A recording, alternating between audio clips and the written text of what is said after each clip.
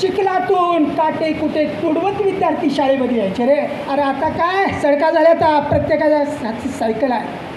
पण या काळात तुम्ही एवढे कष्ट घेऊन तुम्ही शिक्षण घेतलेलं आहे आणि असं शिक्षण घेतलेलं आहे. तुम्ही आता परिचय करून दिला, वा काय बघतोय मी.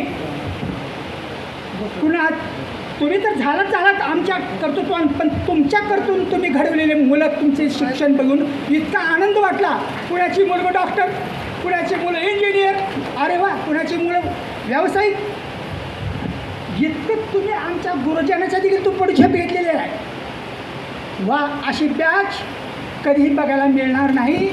मुलांनो, तुमच्या विचारातून एकच गोष्ट स्पष्ट होते. त्यावेळी फक्त 12 किलोमीटर हायस्कूलचा पत्ता नव्हता. एकमेव शाळा रयत शिक्षण संस्थेची, ते बोरगावमध्ये. आणि हे रोपटा साताऱ्यातून आणलं ज्याने, त्याची प्रतिमा तुम्ही ठेवलेली आहे.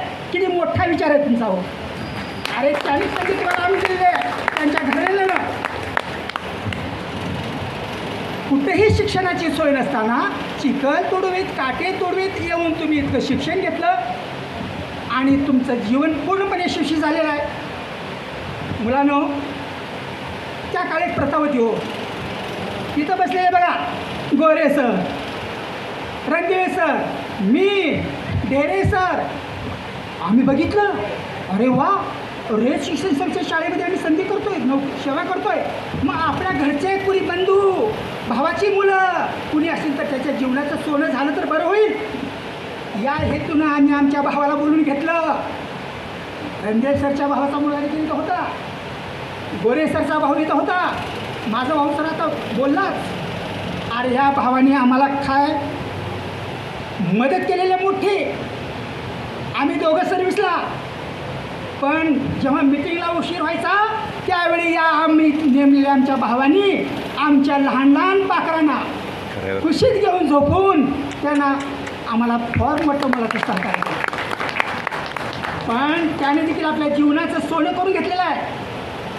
प्रत्येक बघितलं, आता बघतोय मी, अरे जे निवेदक आहेत, जे वक्ते आहेत, कुणी डॉक्टर आहेत. पण त्या काळचा काळ असा नव्हता की इंजिनियरच्या संधी कमी होत्या, डॉक्टरच्या संधी कमी होत्या, पण शिक्षक एक जवळचा मार्ग.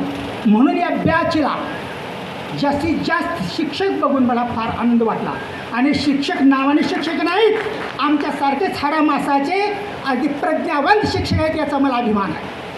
मुलांनो, आता इथून जाता जाता एकच सांगायचं आहे की सांगितलं ना काहीतरी सांगा म्हणजे काय नाही. आता मी सगळे सांगितलं, तुम्ही तुमचं कर्तव्य पूर्ण केलेलं आहे. पण मागची आठवण ठेवा, मागची आठवण तुम्ही तुमच्या कुटुंबातल्या देखील आपल्या भाऊ, वडील, बहिणी सगळ्याकडे तुम्ही लक्ष द्या.